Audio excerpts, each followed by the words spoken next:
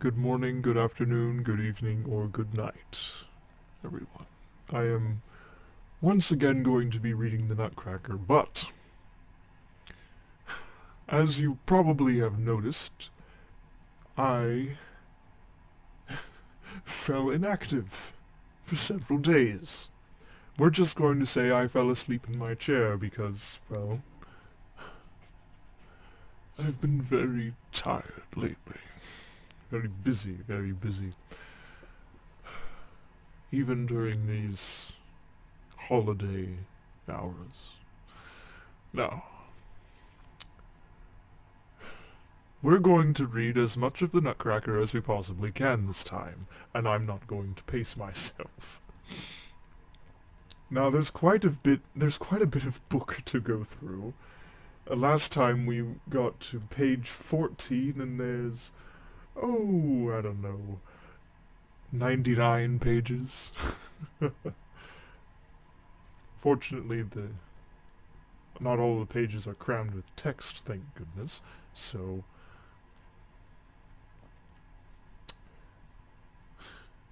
we should be able to make some good progress. I have training. I've read for a very long time. And if we can get through 3 chapters in 30 minutes, then regardless, this is going to be a very long video. Now I have to get this done as quickly as possible, because on Christmas Eve I have something special planned, and so I need to finish this before Christmas Eve so you can understand my sudden panic. Regardless, let's start reading, shall we? Chapter 4, Strange Happenings. Along the wall to your left, as you enter the Staubholms' living room, there is a tall, glass-fronted cabinet, in which the children keep all the lovely presents they receive each year. Louise was still a very small child when her father had this cabinet made by a skilful craftsman, who fitted it out with such sparkling panes of glass, and made the whole thing so cleverly that the contents looked almost brighter and more beautiful than when you held them in your hands. On the top shelf, beyond the reach of Mary and Fritz, were the products of Godfather Drosselmeyer's skill. The next shelf down held the picture books. As for the 2 lowest shelves, Mary and Fritz were allowed to keep whatever they pleased there. Mary used the bottom shelf as a home for her dolls, while Fritz garrisoned his troops on one end. On the one above it. That is just what they did today, for while Fritz was installing his hussiers on the higher of the 2 shelves, Mary pushed Mistress Trude to one side, moved her new doll into the beautifully furnished room, and invited herself in to have tea and cakes with her. I said that this room was very well furnished, and that's the truth. For, my attentive reader Mary, I don't know whether you, like the little Staubholm girl you remember, of course, she too was called Mary. I don't know, that is, whether you two... what a confusing sentence. I don't know, that is, whether you two have a lovely little flowered sofa, several dear little chairs, a charming tea table, and most especially a spanking clean bed for your lovely dolls to sleep in. All those things were in the corner of the shelf, the walls of which were papered with colored pictures. You can imagine that the new doll, whose name, as Mary learned that same evening, was Mistress Clara, found her room extremely comfortable. It was getting late, almost midnight. Godfather Drosselmeyer had left long ago, and still the children couldn't tear themselves away from the glass-fronted cabinet, though their mother had several times urged them to turn in for the night. "It's true," Fritz finally said. "The poor fellows," meaning his hussiers, "need their rest." With that he retired. But Mary pleaded, "Just a little while longer. Let me stay just a little while longer. Mother dear, I still have certain things to attend to, and then I'll go right off to bed." Mary was a sensible, well-behaved child, so her mother felt that she could leave her alone with her toys for a while without too much cause for worry. Still, to make sure that Mary wouldn't be so intent on her new doll and all the other new toys she'd forgot... I was rattling on so much that I forgot to read ahead. And I lost my spot.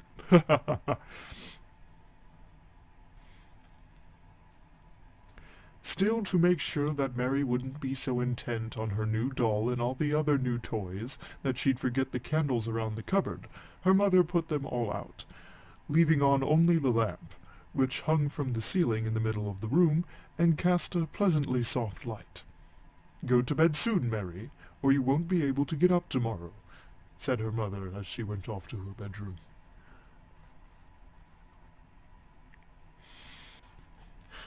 As soon as Mary was alone, she did what had been most on her mind, something that she herself didn't know why she couldn't mention to her mother. All the while she had been holding the wounded Nutcracker in her arms, still wrapped in her handkerchief. Now she laid him carefully on the table, unwrapped the handkerchief ever so slowly, and examined his wounds. Nutcracker was very pale, but he gave Mary a sad, friendly smile that went straight to her heart. "Dear Nutcracker," she said softly, "don't be angry at Brother Fritz. Don't be angry at Brother Fritz for hurting you so. He meant no harm. It's just that the rough soldier's life has made him somewhat hard-hearted. Otherwise he's not a bad boy, I assure you. But now I'm going to take the very best care of you until you're well and happy again. Your teeth will be put back in and held fast, and Godfather Drosselmeyer will set your shoulders straight. He's good at those things." Mary couldn't finish what she had to say, because the moment she mentioned Godfather Drosselmeyer, the friend Nutcracker made a horrible face, and his eyes seemed to send out green sparks. But just as Mary was beginning to be frightened, Nutcracker turned to her with his usual sad smile, and she knew that what had so distorted his face was the light of the lamp flaring up suddenly in the draught. "What a foolish girl I am," she said to herself, "getting scared for no reason, and even imagining that a wooden doll can make faces. But I do love Nutcracker, because he's so funny and good-natured, and I will take the best care of him." With that, she picked Nutcracker up in her arms, went over to the toy cabinet, bent down in front of it, and said to her new doll, "Mistress Clara, I must ask that you give up your bed to our poor Nutcracker, and make do with the sofa. After all, you're bursting with health, or you wouldn't have such plump red cheeks. And I hope you realize that very few dolls, even the prettiest, have such nice, soft sofas to sleep on." Soft sofas. It's a very strange pairing of words there for reading aloud. Mistress Clara looked very distinguished and morose in her Christmas finery, and she didn't say boo. "But why am I making such a fuss?" said Mary. Whereupon she pulled out the bed, put Nutcracker in it gently, took a pretty ribbon that she usually wore around her waist, and wrapped it around his injured shoulders, and drew the bedclothes up to his nose. "I won't have him staying with that horrid Clara," she said to herself, and moved the bed with Nutcracker in it to the shelf above, right next to the pretty little village where Fritz's hussiers were quartered for the night. When she shut the toy cabinet, and she was going to the bedroom when, now pay attention, children, soft whispering and shuffling were heard round about, behind the stove, behind the chairs, behind the cupboards. The tall clock whirred louder and louder, but it didn't strike. Mary looked at it and saw the big gilded owl perched on top of it, and had lowered its wings in such a way as to cover the whole clock, and was sticking out its ugly cat's head with a crooked beak. The whirring grew louder and louder, and now words could be heard. Clocks, clocks, whir softly, do not strike. Mouse King is keen of hearing, whir, whir, purr, purr. Sing him the old song, whir, whir, purr, purr. Ring, bell, ring, ding, dong, he won't last long. And then the clock whirred 12 times, 12 muffled whirs. Mary shuddered. She was on the point of running away when she saw Godfather Drosselmeyer, who was sitting on the clock instead of the owl. His yellow coat-tails hung down like drooping wings. "Godfather Drosselmeyer," she cried out, "what are you doing up there? Come down and stop frightening me so, you wicked Godfather Drosselmeyer." But then she heard giggling and squeaking all around her, followed by the sound of 1,000 little feet scampering behind the walls, and 1,000 little lights peered out through the cracks in the woodwork. But it wasn't lights, oh no, it was the little sparkling eyes, and Mary saw mice peering out on all sides and squeezing through the chinks. Soon they were scampering all over the room, bigger and bigger bands of them, and in the end they formed ranks, just as Fritz's soldiers did before marching off to war. Mary thought they were funny, and since she did not, like some children, have an inborn horror of mice, she would have lost all fear had she not suddenly heard a piercing squeak that sent shivers down her spine. And what did she see then? Believe me, dear reader Fritz, I know you're as brave as the wise and fearless field... What am I reading? Believe me, dear reader Fritz, I know you're as brave as the wise and fearless Field Marshal Fritz Stahlbaum, but if you had seen what Mary saw then, you'd have run away. I even think you'd have jumped into bed and pulled the covers higher above your ears. This is a rather silly page, actually. There's a couple of mice, 6 of them, all in various dress. They don't really look like warriors to me, but there's a lot of smoke about, a lot of obscurity. Oh, there's another picture on this page, but I'll show it when I'm done here. But poor Mary couldn't do that, because, now listen, dear children, right in front of her feet sand and lime and crushed stone came gushing out of the floor as though driven by some underground force, and 7 mouse heads with 7 sparkling crowns rose up, squeaking and squealing hideously. Soon the mouse's body, to which the 7 heads were attached, worked itself up through the floor, and this enormous mouse, crowned with 7 diadems, was hailed by the entire army, cheering with 3 loud squeaks. And then the army set itself in motion, hop, hop, trot, trot, heading straight for the toy cabinet, straight for Mary, who was standing right next to it. I'll show the picture now, actually.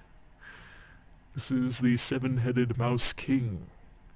To those of you who are familiar with the ballet, this Mouse King is supposed to have 7 heads with 7 crowns.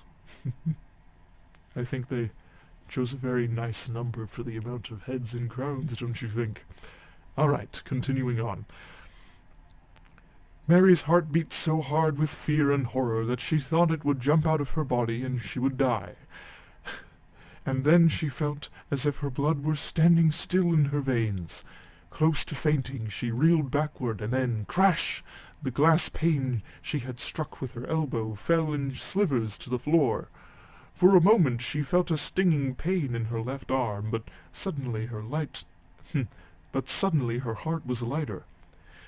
She no longer heard the squeaking and hissing, and although she was unable to look, it seemed to her that the mice had been frightened by the noise of the shattering glass and crept back to their holes. But what now? Right behind Mary, strange sounds were heard in the cabinet, and delicate little voices whispering, "Awake, awake! On to the fight, this very night. Awake, awake! At the same time there was a delightful sound of bells. "Oh, that's my little music box!" cried Mary happily, and she jumped to one side. Then she saw a strange glow inside the toy cabinet. The whole population seemed to be on the move. A number of dolls were running in all directions, thrashing about with their little arms. All at once, Nutcracker sat up, threw off his blanket, and jumped out of bed with both feet at once, shouting at the top of his lungs, "Crack, crack, crack! Ugly, stupid mice! We'll beat them blue and black! We'll squash them all like lice! Crack, crack, crack!" With that he drew his little sword, swung it through the air, and cried, "My dear vassals, friends and brothers, will you stand by me in this bitter battle?" A lot of funny words are coming. Instantly, 3 scaramouches, a pantaloon, 4 chimney-sweeps, 2 zither players, and a drummer shouted, "Yes, your lordship, we will follow you through thick and thin, to death, victory, and battle." Whereupon, imitating the intrepid Nutcracker, they jumped from the upper shelf. It was easy enough for them to jump, as they were fully dressed in silk and wool, and besides there was nothing much inside them but cotton and sawdust, so they just plumped down like sacks of wool. But poor Nutcracker would certainly have broken his arms and legs, because just imagine, it was nearly 2 feet from the shelf where he had been standing to the lowest one, and his body was as brittle as if it had been made of linden wood. Yes, Nutcracker would have undoubtedly had broken his arms and legs if, just as he leaped, Mistress Clara hadn't jumped from the sofa and caught the hero, drawn sword and all, in her arms.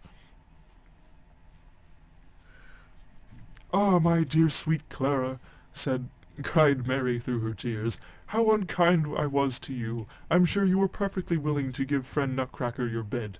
But Mistress Clara, pressing the young hero to her silken bosom, said, "Oh, my lord, I beseech you,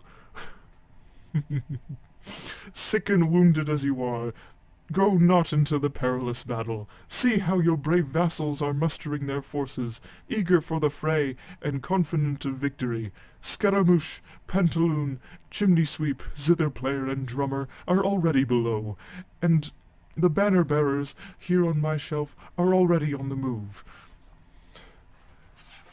I entreat you, my lord, to rest in my arms, or to look down upon your victory from the brim of my plumed hat." I had no idea they addressed him as lord. That's so funny.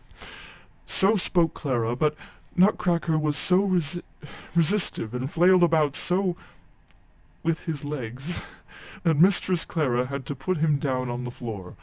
He knelt graciously and whispered, "My lady, the favor you have shown me will ever be present in my mind on the battlefield."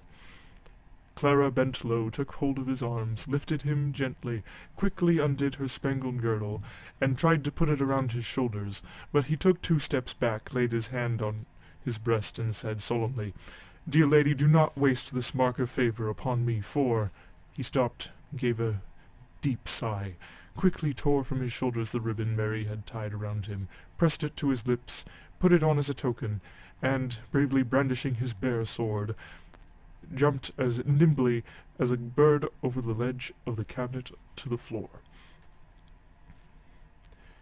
You have surely observed, dear reader, that Nutcracker, even before coming fully to life, had been well aware of Mary's love and regard for him. Of course, it was only because he had become so fond of Mary that he hadn't wanted to accept Mistress Clara's ribbon, shiny and pretty as it was. Faithful Nutcracker preferred to wear Mary's simpler little ribbon. But what's going to happen now? The moment Nutcracker jumped, the squeaking and squealing started in again.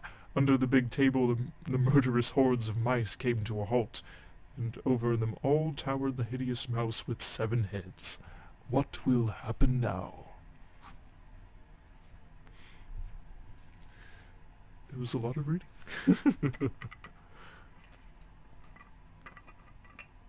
Just a moment as I have some water. All right. Carrying on. Chapter 5. The Battle. "Trusty vassal drummer," cried Nutcracker in a loud voice, "sound the advance!" Whereupon the drummer began to ply his drumsticks so skilfully that the windows of the toy cabinet rattled and resounded. A crackling and clattering were heard from inside, and Mary saw the lids of all the boxes where Fritz's army was quartered for the night burst open. Soldiers climbed out and jumped to the bottom shelf, where they formed ranks. Nutcracker ran back and forth, shouting words of encouragement to the troops. "Why doesn't that dog of a trumpeter bestir himself?" he cried angrily. Then turning to Pantaloon, whose long chin was wobbling badly, and who had just turned deathly pale, Nutcracker said gravely, "General, I know how brave and experienced you are. What's needed here is a quick eye and the ability to take prompt action. I put you in command of our cavalry and artillery. You won't need a horse. You gallop very nicely on those long legs of yours. Ply your trade." Indirectly called a horse. Pantaloon put his long bony fingers in his mouth and blared as piercingly as 100 trumpets. He whistled. A neighing and stamping were heard in the cabinet. Fritz's dragoons and cuirassiers, and most particularly his shiny new hussiers, came marching out and halted on the floor down below. With banners flying and bands playing, regiment after regiment marched past Nutcracker and massed in the middle of the room.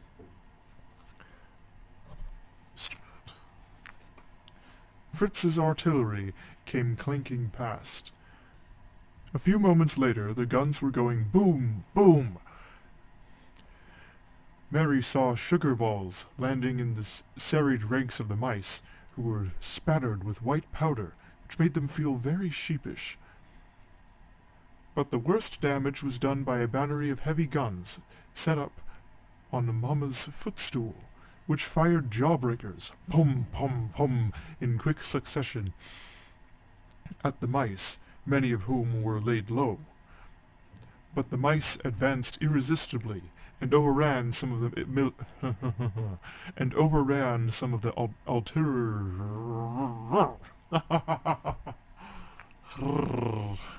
artillery.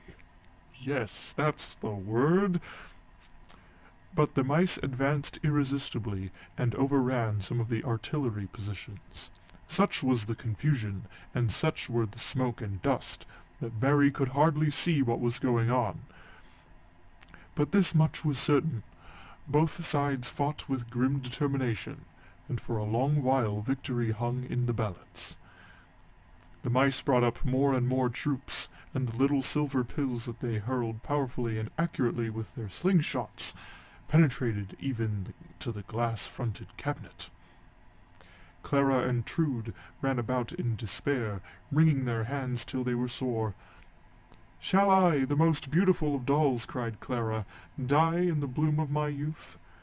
"Was it to perish within these four walls," sighed Trude, "that I have preserved my youthful bloom down through the years?" Then they fell on each other's necks and cried so loud they could be heard above the din of battle. For, dear listener, you can have no idea of the hubbub that now broke loose. Biff, boom, clatter, clang, bang, went the guns and muskets, and through it all the king of mice and his hench-mice squeaked and screamed. Nutcracker's mighty voice could be heard shouting useful orders, while he himself could be seen striding amid his battalions in the thick of the fire. Pantaloon had led several brilliant cavalry charges, and covered himself with glory, but Fritz's hussiers were bombarded by the mouse artillery with nasty, foul-smelling pellets that made horrid spots on their little red jackets. I can only imagine what that could be. After that they lost all desire to advance. "Column left, march!" cried Pantaloon. In the enthusiasm of giving orders, he too wheeled about to the left, and so did his cuirassiers and dragoons, and in other words, they all column left marched and went home. This exposed the battery on the footstool, and it wasn't long before a large body of very ugly mice attacked so ferociously that the whole footstool, guns, gunners, and all, toppled over. In consternation, Nutcracker ordered his right wing to fall back. An experienced soldier like you, Fritz, knows that falling back is pretty much the same as running away, and I'm sure you feel as bad as I do about the misfortunes of Mary's beloved Nutcracker and his army. But avert your eyes from this sorry situation, and turn to the left wing of Nutcracker's army, where things are still going well, and there is still ground for hope. In the heat of battle, masses of mouse cavalry had been quietly emerging from under the chest of drawers, and had flung themselves with blood-curdling squeaks on the left wing of Nutcracker's army. Oh, we have another full page of picture. We see the Nutcracker here in the middle, giving out orders of smoke everywhere. I believe it was because the artillery of this era that they're depicting is, well, very smoky, to put it simply. You'd see all the toy soldiers and the mice in different costumes and from many different places. It's rather interesting, really.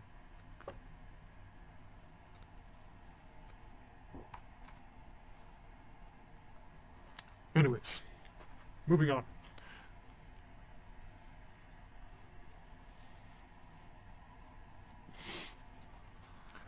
But what resistance they encountered!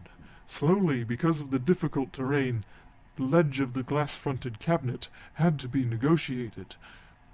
The Banner Regiment, led by 2 Chinese emperors, had advanced and formed a square. These intrepid and magnificently uniformed troops, consisting of gardeners, Tyroleans, how do you pronounce this? Tugusses, barbers, harlequins, cupids, lions, tigers, and monkeys, fought with coolness, courage, and perseverance. With their Spartan bravery, this elite regiment would have wrested the victory from the enemy, had not a daring mouse captain leaped into the fray and bitten the head off of one of the Chinese emperors, who in falling crushed 2 Tungusses and a monkey. Oh, that must have been a very big emperor. This created a gap, through which the enemy advanced, and soon the whole Banner Regiment was bitten to pieces. But the enemy gained little by their fiendish cruelty, for every time a mouse cavalryman murderously bit off one of his valiant adversaries, that's the word. But the enemy gained little by their fiendish cruelty, for every time a mouse cavalryman murderously bit one of his valiant adversaries through the middle, a printed label stuck in his throat, and he died on the spot. But this was little help to Nutcracker's army, which, having once begun to fall back, retreated farther and farther, with greater and greater losses, until the unfortunate Nutcracker found himself hard against the toy cabinet with a handful of followers. "Bring up the reserves!" he cried. "Pantaloon, Scaramouche, Drummer, where are you?" He was still hoping for fresh troops from the cabinet, and, true enough, a few brown men with gold faces, hats, and helmets came out, but they wielded their swords so clumsily that, far from hitting any of the enemy, they knocked off General Nutcracker's cap. It wasn't long before the enemy chasseurs had bitten their legs off, and in toppling over they killed a number of Nutcracker's men. Hemmed in on all sides, Nutcracker was in dire peril. He tried to jump over the ledge of the toy cabinet, but his legs were too short. Clara and Trude were lying in a faint and could not help him. Hussars and dragoons leaped nimbly past him into the cabinet. In wild despair he shouted, "A horse! A horse! A kingdom for a horse!" At that moment 2 enemy musketeers seized him by his wooden cloak, and, squeaking triumphantly from his 7 throats, the king of mice charged him. Mary was beside herself. "Oh, my poor Nutcracker, my poor Nutcracker!" she sobbed. Without quite knowing what she was doing, she took off her left shoe and flung it with all her might into the thick of the enemy, hoping to hit their king. At that moment everything vanished from Mary's sight. She felt a sharp pain in her left arm and fell to the floor in a faint. Wow. What an action-packed couple of chapters we've had. That's only been 2. This is chapter 6. Mary's illness. When Mary awoke from her deep, death-like sleep, she was lying in her little bed. The sun was shining into the room, sparkling on the ice-coated window panes. A strange gentleman was sitting beside her, but she had soon recognized him as Dr. Wendelstern. "She's awake," he said softly. Her mother came over and gave her an anxious, questioning look. "Oh, mother dear," Mary whispered. "Have all the nasty mice gone away? Was Nutcracker saved?" "Don't talk such nonsense, child," said her mother. What have mice got to do with Nutcracker? Oh, you naughty child, we've been so worried about you. That's what happens when children are headstrong and disobey their parents. Last night you stayed up till all hours playing with your dolls. You were sleepy, and a mouse may have come out and frightened you, but I can't believe that... Though I can't believe we have any of those in the house. Be that as it may, you struck your arm against the glass of the toy cabinet and cut it so badly that Dr. Wendelstern, who has just taken several pieces of glass out of the wound, says that if an artery had been cut, you'd have been left with a stiff arm for life, or might have been even bled to death. Thank heaven I woke up at midnight and wondered where you were. I went into the living room and found you lying beside a cabinet in a faint, bleeding terribly. I was so frightened that I almost fainted myself. There you lay. All around you I saw Fritz's soldiers and a lot of dolls, broken banners, and gingerbread men. Nutcracker was lying on your bleeding arm, and your left shoe was on the floor nearby." "Oh, mother, mother," Mary broke in. "There had just been a big battle between the dolls and the mice. The reason I was so scared was that the mice were going to capture poor Nutcracker, who was in command of the dolls. So I threw my shoe at the mice, and after that, I don't know what happened." Dr. Wendelstern gave Mary's mother a meaning look. She said softly to Mary, "Never mind now, child. Don't worry.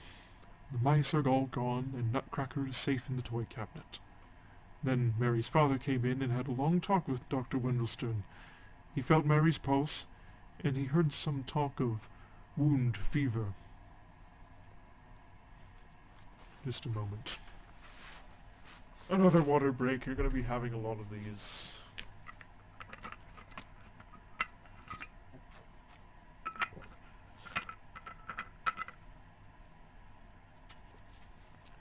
Water is very important. If you're listening to this, which if you are, you must be very special someone, don't forget to hydrate. Humans need water. In fact, did you know that humans are mostly made of water? I believe it's above 70% of human is actually water. So, yes, intake more of it. Maybe you'll become a fish. Anyways, moving on. She had to stay in bed and take medicine, and that went on for several days, though apart from some slight pain in her arm, she didn't feel sick or uncomfortable. She knew that Nutcracker had come out of the battle safely, and sometimes she seemed as if in a dream to hear him saying to her quite distinctly, "Mary, my dearest lady, I am deeply indebted to you, but you can do even more for me." She wondered what that might be, but in vain. She couldn't think of anything. She couldn't play properly because of her sore arm, and when she tried to read or leaf through her picture books, everything looked so hazy that she had to stop. Time hung heavy on her hands, and she could hardly wait till nightfall, because then her mother sat down beside her bed and told her beautiful stories. She had just told her the excellent story of Prince Fakadin when the door opened and Godfather Drosselmeyer stepped in, saying, "It's high time that I saw for myself how my poor little Mary was getting along." The moment Mary saw Godfather Drosselmeyer and his... Oh, we have another picture here. You can see, I don't think that's the Mouse King, but I think that's a character that'll be coming up soon, but this is a nice little cutaway of Mary's bedroom. This art style is so charming. It just screams Christmas. Alright. Allow me to read that sentence again, because it was cut off rather abruptly, I feel. The moment Mary saw Godfather Drosselmeyer in his short yellow coat, she seemed to see Nutcracker fighting his losing battle with the mice, and without thinking, she cried out, "Oh, Godfather Drosselmeyer, how ugly you were! I saw you sitting on the clock, covering it with your wings to keep it from striking aloud, because that would have scared the mice away. I heard you calling the king of the mice.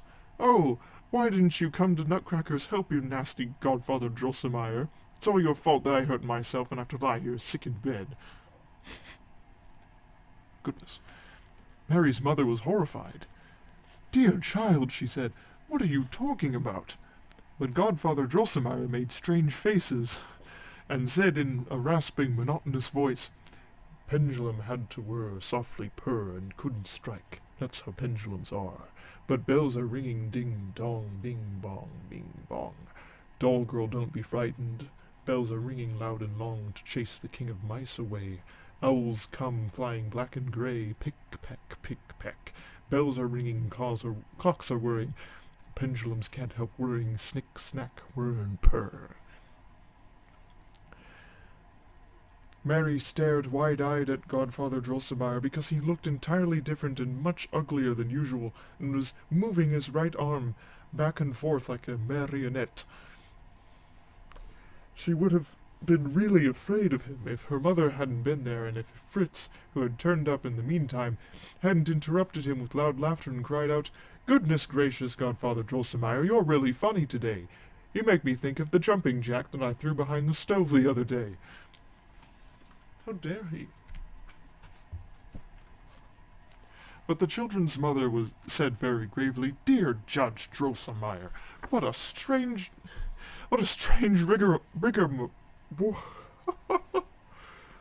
Humans, you make up all sorts of funny words."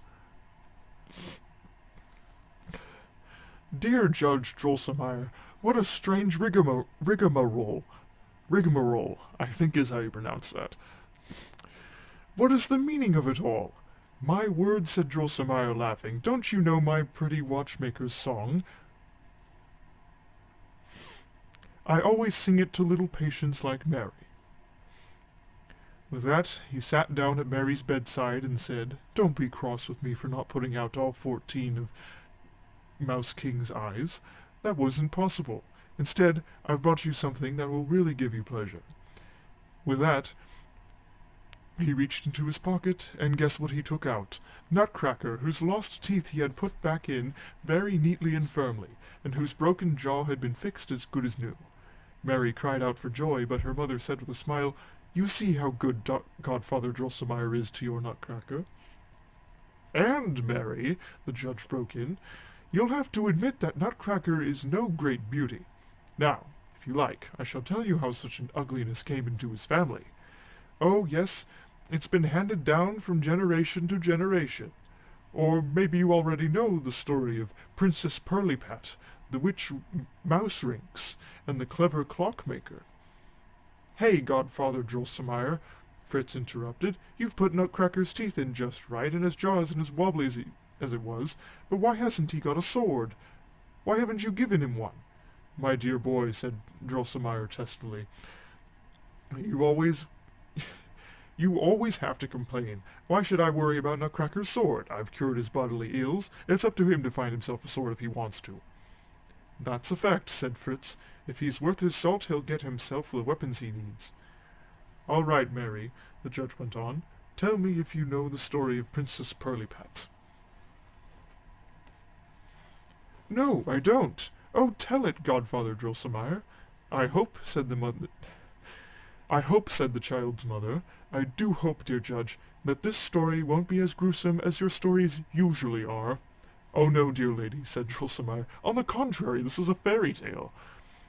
"Oh, tell it, dear godfather," the children cried, and the judge began. And now we enter the realm of a story within a story. This is the part that's usually skipped in the ballet.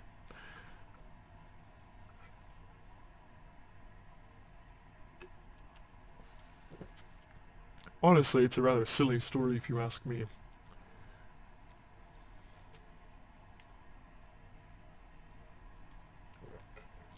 All of this is a silly story. Oh, but before we move on, there's a picture of Godfather Drosselmeyer here, looking his funny self. I thought you might like to see that.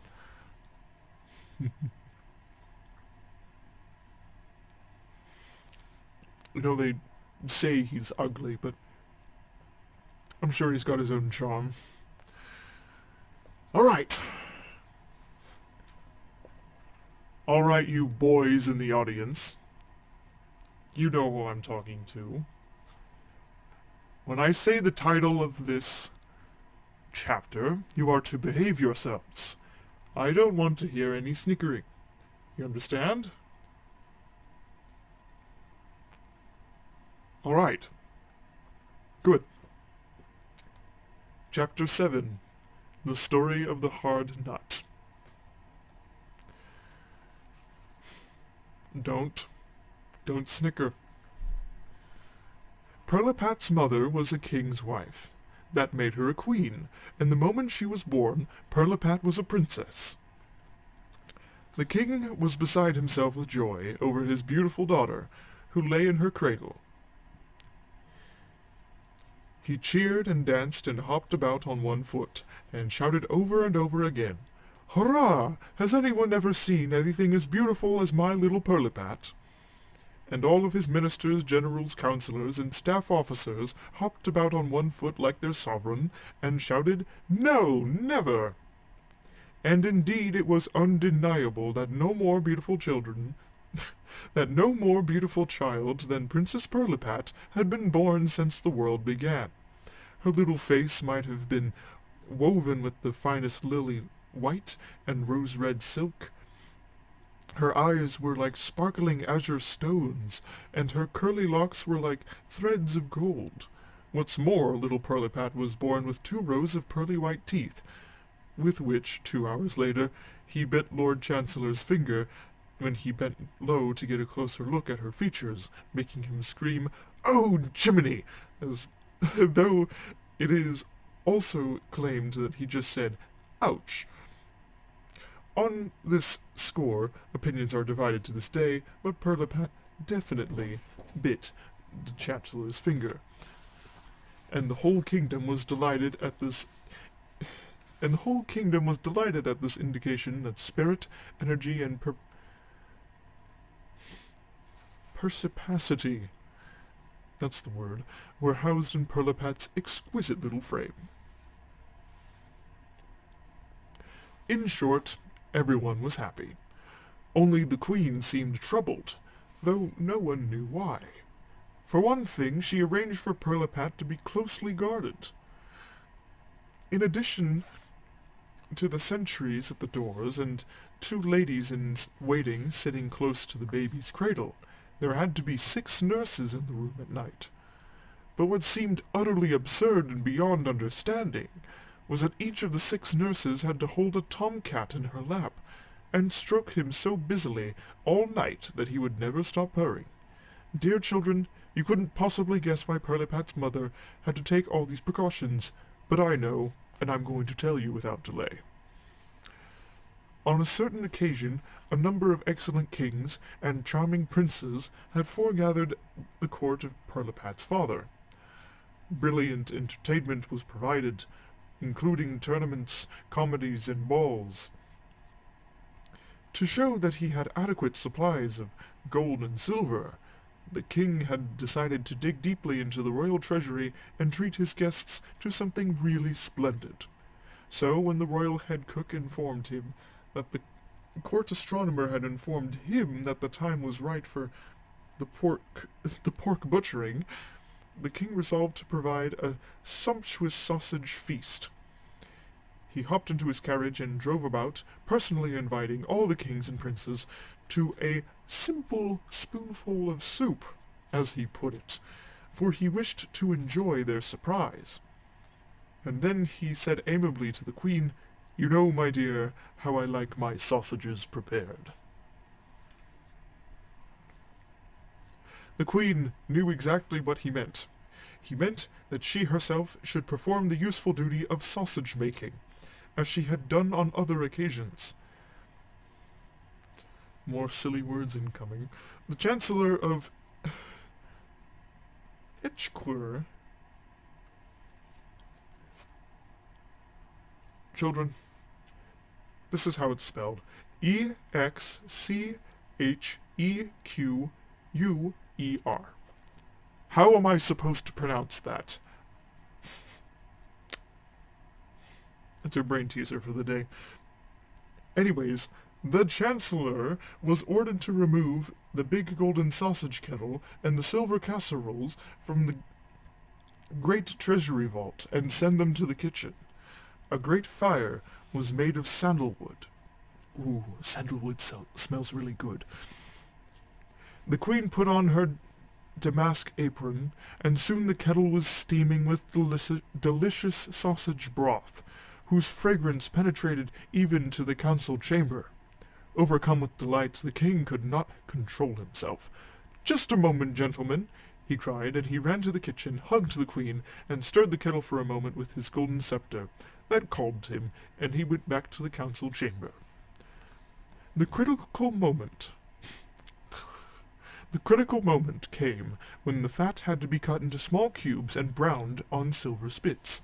The ladies-in-waiting withdrew, because the queen, out of love and respect for her royal husband, wished to perform this task alone. But when the fat began to sizzle, a faint whisper was heard. "Sister," said the voice, "give me some of that. I'm a queen too, and I too want something good to eat." Now I know nothing about sausage making, but this is rather strange. The queen knew who it was.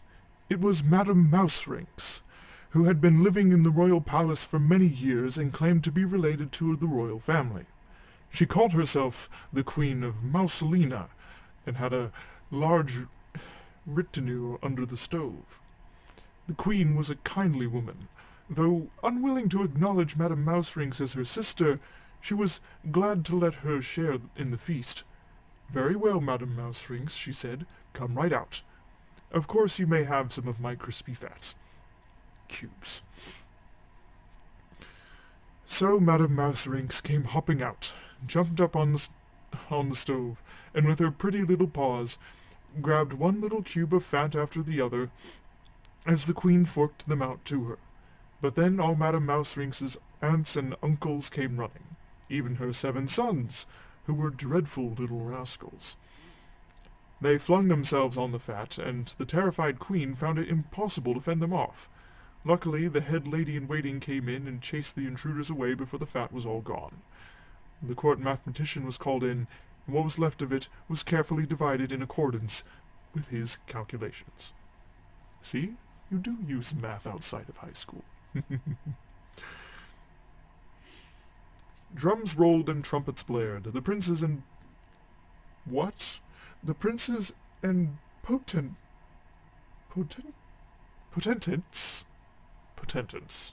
What is that?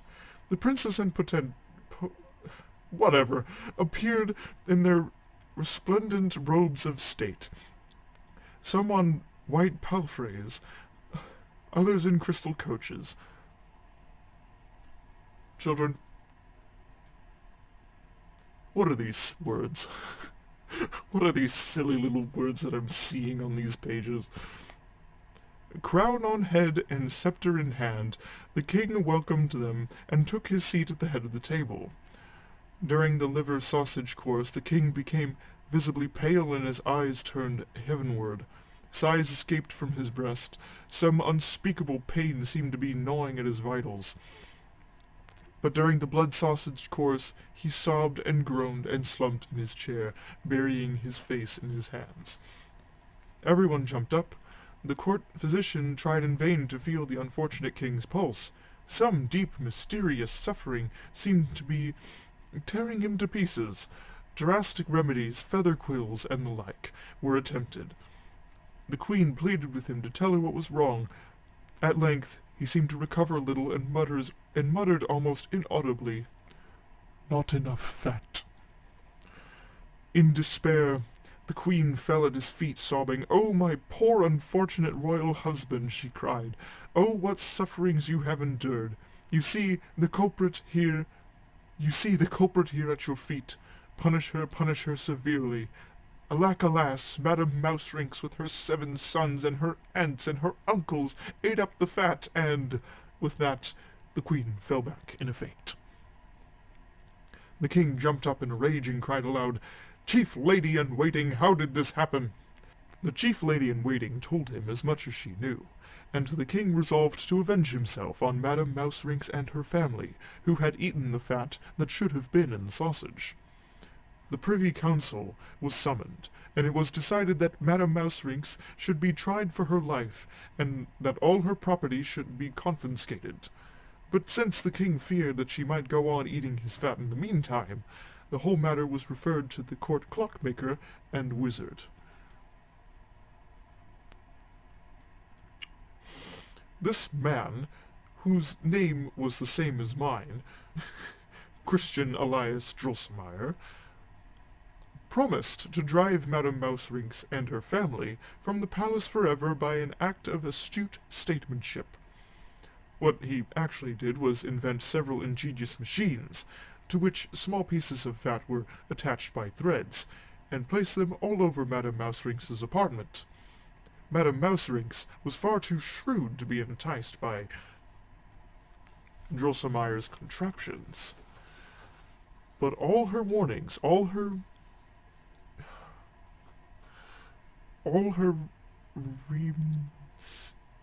remonstrances were in vain.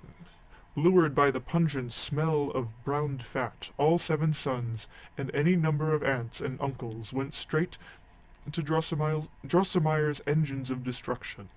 When they tried to nibble the fat, the gate suddenly fell, and they were captured, whereupon they were taken to the royal kitchens and ignominiously executed.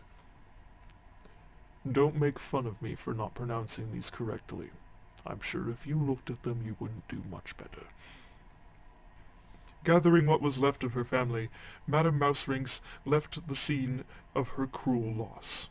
Her heart was filled with rage, despair, and thirst for vengeance.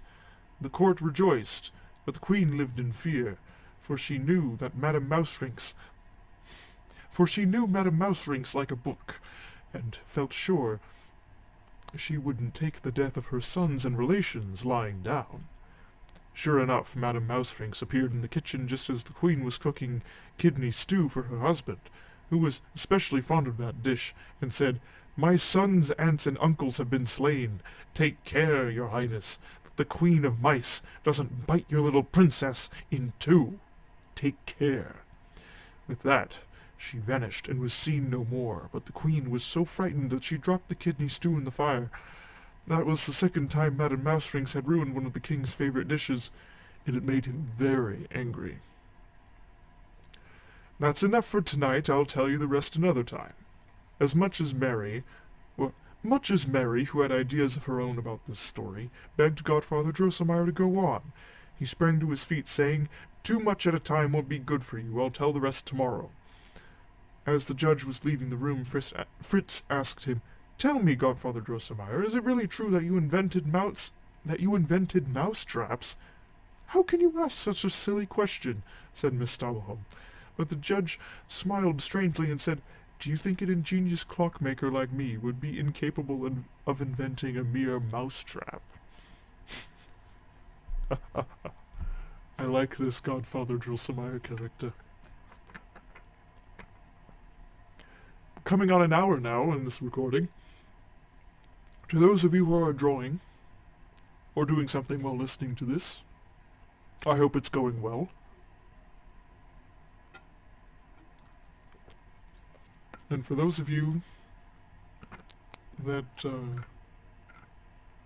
are ardently listening, either to go to bed or just for something to do, well, I'm glad you're here. You've come a long way. Now, let us continue. The story of the hard nut continued. Now, children, Judge Drosselmeyer continued the next evening, now you know why the Queen had the beautiful Princess Pirlipat guarded so closely. Can you blame her for being afraid that Madame Mousetrix would carry out her threat and bite the little princess to death? Drosselmeyer's machines were of no use at all against the wily Madame Mousetrix. But the court astronomer... Oh, you look at that, my voice is giving out. But the court astronomer, who was at the same time the privy astrologer, argued that Purr and Tomcat and his family had the power to keep Madame Mousetrix away from the cradle. Accordingly, each of the nurses had to hold a swain of that family. The whole lot of them were employed at court as legation secretaries. On her lap, and sweetened his arduous duty by diligently scratching his back. So basically, just keep cats with you, and pet them so they don't run away. One night, at exactly 12 o'clock, a lady-in-waiting, who was sitting close by the cradle, was startled from a deep sleep. All was quiet round about. Not a purr could be heard. In that deathly stillness, you might have heard the woodworm nibbling in the wainscoting. I have no clue what that is. Imagine how this lady-in-waiting must have felt when she saw a big, ugly mouse standing up on its hind legs with its hideous head right on top of the princess's face. The lady jumped up with a cry of horror, waking everybody else. But at that moment, Madame Mousetrix, for the big mouse beside Pirlipat's cradle was none other, scurried into the corner. The legation secretaries ran after her, but too late. She had vanished into the crack in the floor. Awakened by the noise, little Pirlipat cried pitifully. "Thank goodness she's alive!" cried the nurses. But what was their horror when they looked at Pirlipat and saw what had become of the lovely, delicate child. Instead of the angelic red and white face framed with golden curls, they saw an ungainly fat head on a tiny shrunken little body. The azure blue eyes had been changed to staring green pop-eyes, and the sweet little mouth had become a gash stretching from ear to ear.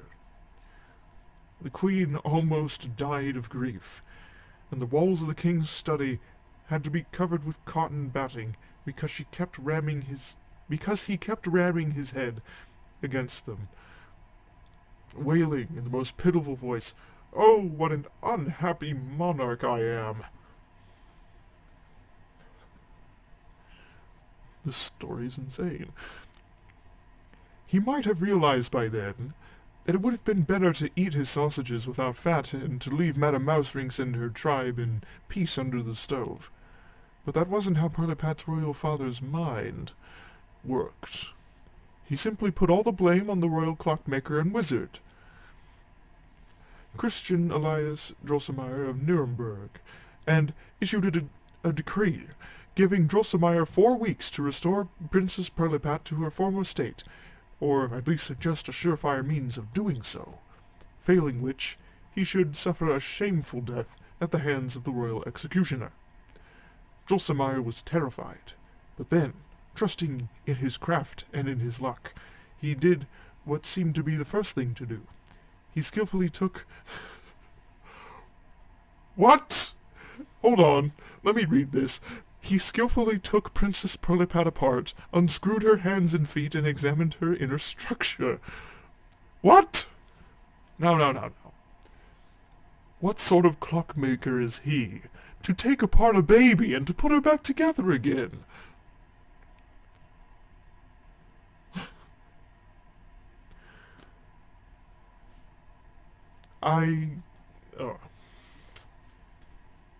Don't unscrew your babies. It's a bad idea. Anyway.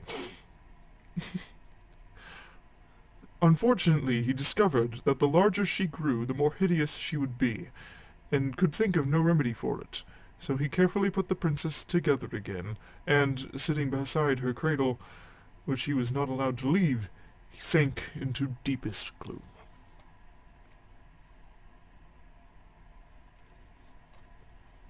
The 4th week had already begun.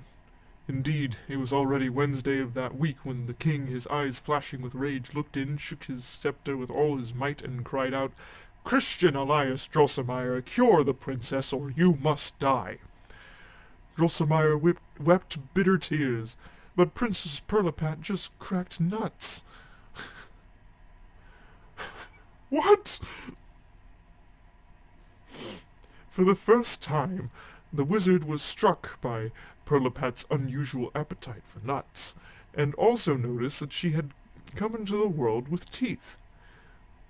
The fact of the matter was that immediately after her transformation she had begun to cry, and she had cried up until a nut happened to come her way.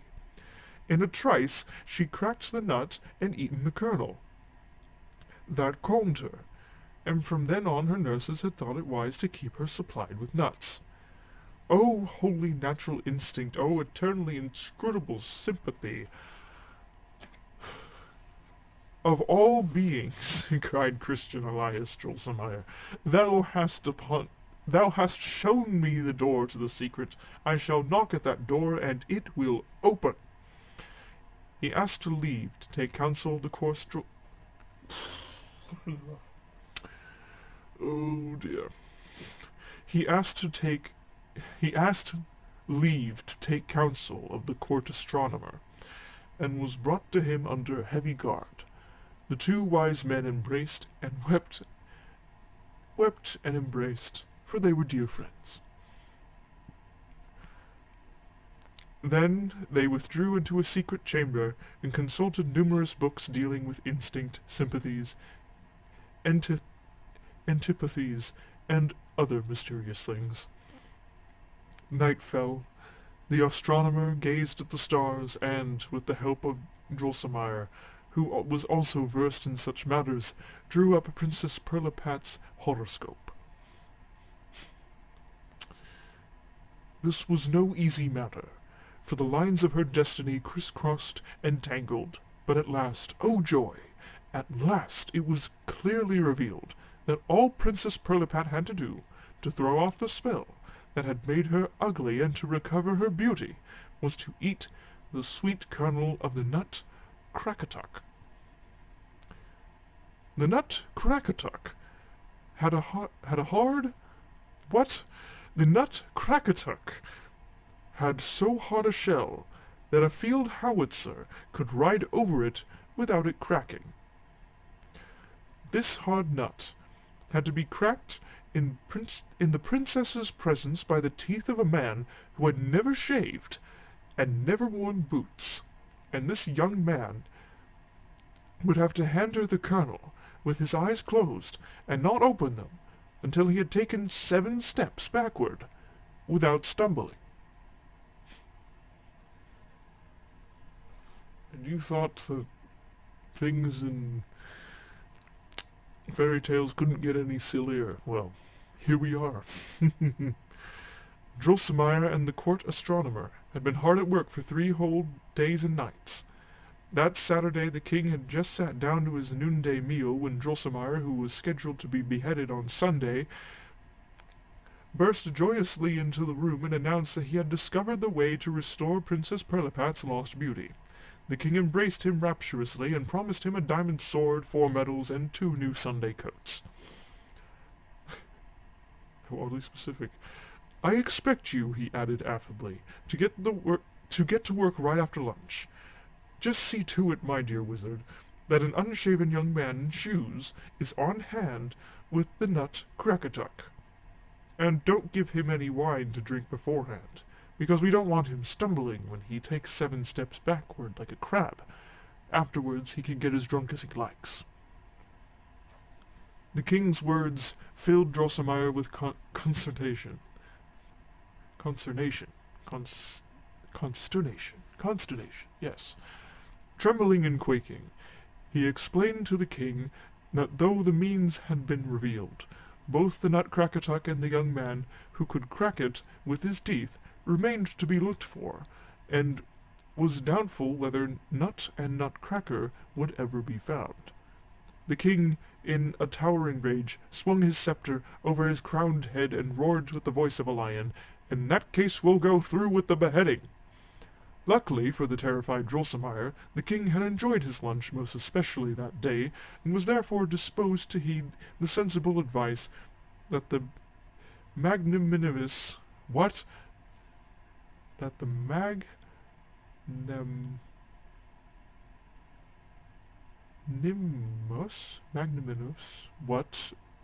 I don't care anymore. The queen, who was touched by Drosselmeyer's plight, did not fail to give him. Drosselmeyer took heart, and argued that he had indeed discovered the means by which the princess could be saved, and therefore deserved to have his life spared. "Stuff and nonsense," said the king, but after drowning a glass of schnapps, he decided that the two of them, the clockmaker and the astronomer, should set out and not come back till they had the Nutcracker. The man who was to crack the nut would, as the queen suggested, be found through advertisements in local and foreign newspapers. Here the judge broke off again and promised to finish the story the following evening. We're halfway through the book. Incredible. Oh, I will admit my voice is being a little strained, but I am determined to finish this. After all, 30 minutes seemed like too short, did it not? Well, this most definitely will not be too short. The candles... my bad. That was Chapter 8. Chapter 9. The story of the hard nut concluded. The candles had just been lit the next evening when Godfather Drosselmeyer did indeed arrive in Mary's room and resume his story.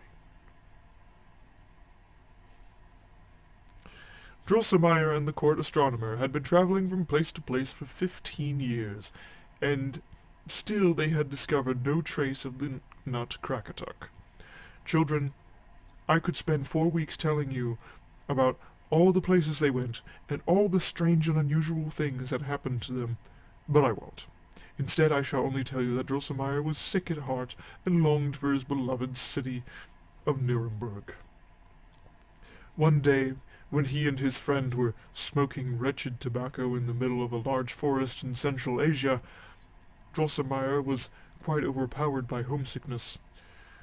"Oh, Nuremberg," he cried, "oh, Nuremberg, my happy home! How foolish I have been to roam, and how I yearn to return to Nuremberg, my Nuremberg, where houses all have windows, and churches all have doors." As Drosselmeyer kept lamenting and lamenting, the astronomer, overcome with sympathy, began to moan so pitifully that he could be heard all over Asia. But after a while he pulled himself together, wiped his tears, and said, "Dear and esteemed colleague, why do we sit here lamenting? Why don't we go to Nuremberg? What difference does it make where we look for that wretched Nutcracker?" "You've got something there," replied Drosselmeyer, and heaved a sigh of relief. They both arose, knocked the ashes out of their pipes, and headed straight for Nuremberg. They had barely arrived when Drosselmeyer ran to his cousin, the carver, vanisher, varnisher and gilder of dolls, Christoph Zacharias Drosselmeyer, whom he had not seen for many years. The clockmaker told the doll-maker the story of Princess Pirlipat, Madame Mouserings, and the Nutcracker. The doll-maker clapped his hands in amazement and cried out, "Cousin, cousin, how perfectly wonderful!" The clockmaker also related the incidents of his long journey, and how he spent 2 years with the King of Dates, how the Prince of Almonds had rudely turned him away, and how he had vainly consulted the Natural History Society in Squirrelville. In short, how he had nowhere found the slightest trace of the Nutcracker. What world do these people live in? While listening, Christoph Zacharias had several times snapped his fingers, twirled about on one foot, and clicked his tongue. In the end he exclaimed, Good gracious! Heavens above! I can hardly believe it!" And he tossed his cap and wig into the air, hugged his cousin with all his might, and cried out, "Cousin, cousin, you're a made man! Because, if I'm not very much mistaken, the Nutcracker is right here in my house." Of course. Whereupon he brought in a box, opened it, and took out a gilded, medium-sized nut. "Here it is," he said, "and now let me tell you how I came by it. Many years ago, at Christmas time, a strange man came here with a sack full of nuts that he was trying to sell. Right outside my shop he got into a fight with a local nut seller, who felt very strongly that a stranger had no business selling nuts in our town. So the stranger put down his sack, and just then a heavily loaded cart came along and rode over it. All his nuts were cracked except one, which the vendor offered with a mysterious smile to sell me for a 1720 20-kurzer piece. I looked in my pocket, and to my great surprise I found just the coin the man wanted. So I bought the nut and gilded it. I can't imagine why I paid so much for that nut, and why I priced it so highly. Fate. Every last doubt about its being the precious Nutcracker was dispelled when the court astronomer scraped away the gilt, not the feeling, it's spelled G-I-L-T, and found the word Krakatuk incised in the shell in Chinese characters.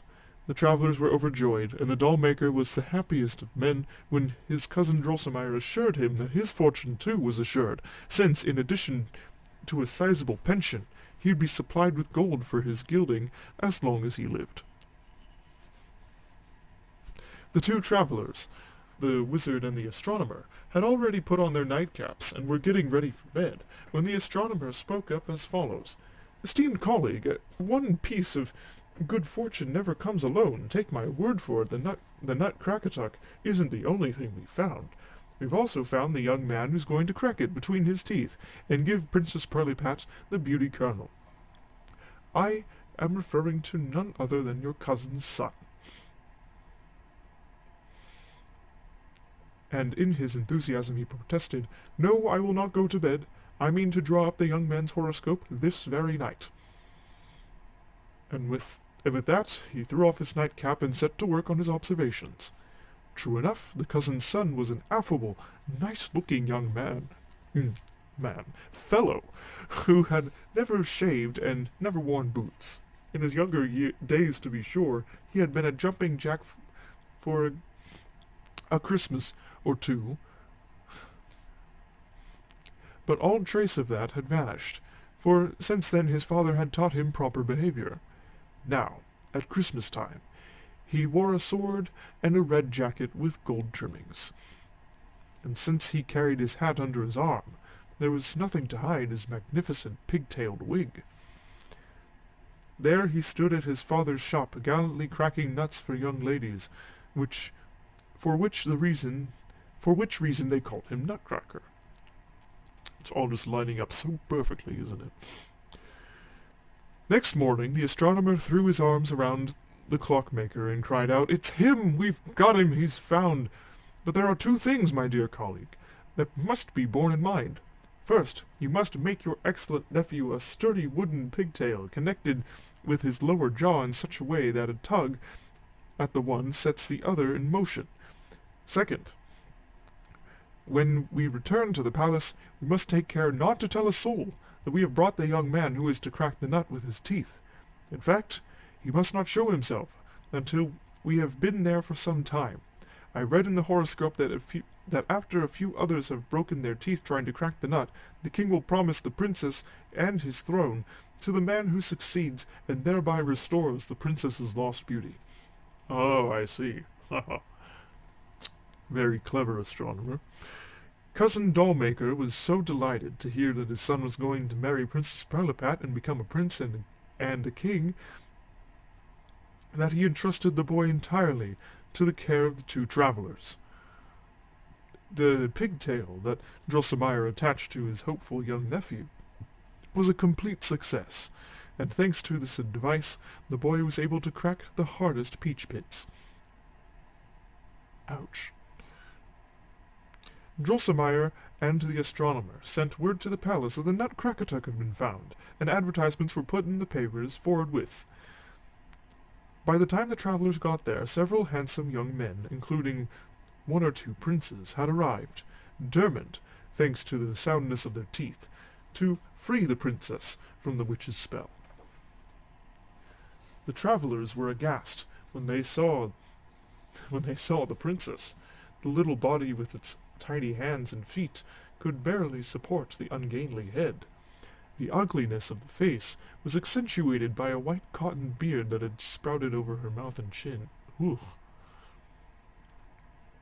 Everything happened as the astronomer had read in his horoscope. One beardless and bootless boy after the other broke his teeth and jaws on the Nutcracker without doing the princess the least bit of good. When carried away, semi-conscious by the dentists who were in attendance for the occasion, they sighed, "That is indeed a hard nut to crack." The king, in despair, then promised his daughter and kingdom to the man who would break the spell, whereupon the gentle and well-bred young Drosselmeyer stepped forward and asked leave to try. You can tell I'm getting tired. I'm jumbling up my words. Bear with me, children. None of the young men had made such an impression on the princess. She pressed her little hands to her heart and sighed ever so fervently, "Oh, I do hope it's he who cracks the nut and becomes my husband." After young Drosselmeyer had graciously saluted the king and queen, and Princess Pirlipat as well, the Lord High Chamberlain handed him the Nutcracker. He put it between his teeth, gave his pigtail a good tug, and crack, crack, broke the shell into many pieces. Adroitly removing a few fibers from the kernel, he handed it to the princess with a low bow, closed his eyes, and took a step backward. The princess swallowed the kernel, and wonder of wonders, the misshapen monster was no more, and there stood the loveliest of maidens. Her face was woven of lily-white and rose-red silk, her eyes were glittering azure stones, and her head was piled high with curled threads of gold. Drums and trumpets mingled with the rejoicings of the populace. The king and his whole court danced on one foot, and they had Pirlipat's birth, as they had at Pirlipat's birth, and the queen, who had fainted for joy, had to be rubbed with cologne. The tumult was most upsetting to young Drosselmeyer, who had still to complete his 7 steps backward. But he kept his head, and was just raising his right foot for the 7th step when Madame Mouserings arose from the floor, piping and squeaking hideously. In putting his foot down, young Drosselmeyer stepped on her and almost fell. Oh, cursed fate! A fraction of a moment later, young Drosselmeyer was as ugly as Princess Pirlipat had been. His shrunken body could hardly support the monstrously swollen head, with big protuberant eyes and the whole hideously yawning mouth. In place of his pigtail, he now had a wooden narrow cloak with which to move his lower jaw. Both the clockmaker and the astronomer were beside themselves with horror when they saw Madame Mouserings on the floor, writhing in her blood. Well, But then they saw Madame Mouserings in the floor, writhing in her blood. Good. Stay like that. Her wickedness had not gone unavenged, for young Drosselmeyer's toe had struck her so sharply in the neck that she was doomed to die. But in her death agony, Madame Mouserings squeaked in most heart-rending manner. "Oh, Crackatuck, hard nut from which I die, hee, pee. You too, Nutcracker, shall perish by and by. My son with sevenfold crown will bring Nutcracker down. Ye never fear, he will avenge his mother dear. O life, blood red and milky white, I leave thee for the shades of night. Squeak!" With that last cry, Madame Mouserings expired. She was carried away by the keeper of the royal stoves. No one had been paying attention to young Drosselmeyer, but then the princess reminded the king of his promise, and he gave orders to bring the young hero in. But when the poor fellow appeared thus disfigured, the princess held her hands before her face and cried out, "Take him away! Take that nasty Nutcracker away!" There's another picture. We finally came across another picture. And here we see the Nutcracker as we know him, and Princess Pirlipat as she should be. Look at her. Very dressed up in all sorts of little things, isn't she? Lots of ribbons and bows and frills and all that. A little excessive, if you ask me. Without delay, the royal bouncer... Wait! The royal bouncer... I was not aware that courts had bouncers. Anyways, without delay, the royal bouncer seized him by his little shoulders and threw him out the door. The king was furious at this attempt to palm a Nutcracker off on him as his son-in-law. He put all the blame on the clockmaker and the astronomer, and banished them both from his kingdom forever. This last development was not in the horoscope that the astronomer had drawn up in Nuremberg, but that did not discourage him from making further observations, and he read in the stars that young Drosselmeyer would make the best of his new situation and become a prince and a king despite his ugliness. But the horoscope continued.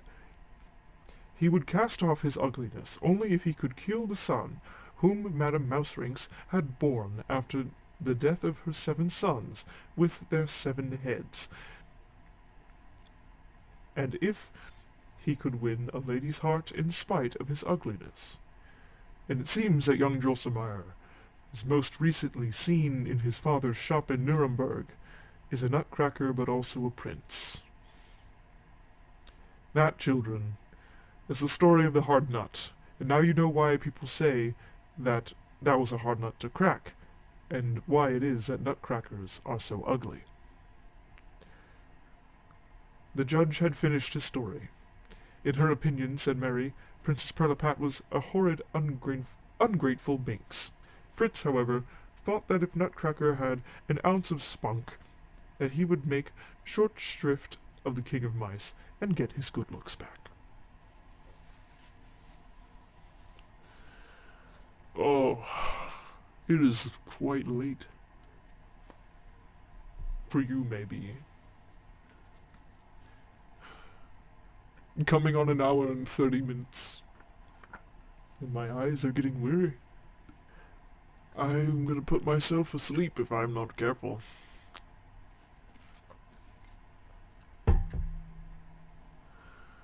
Ooh.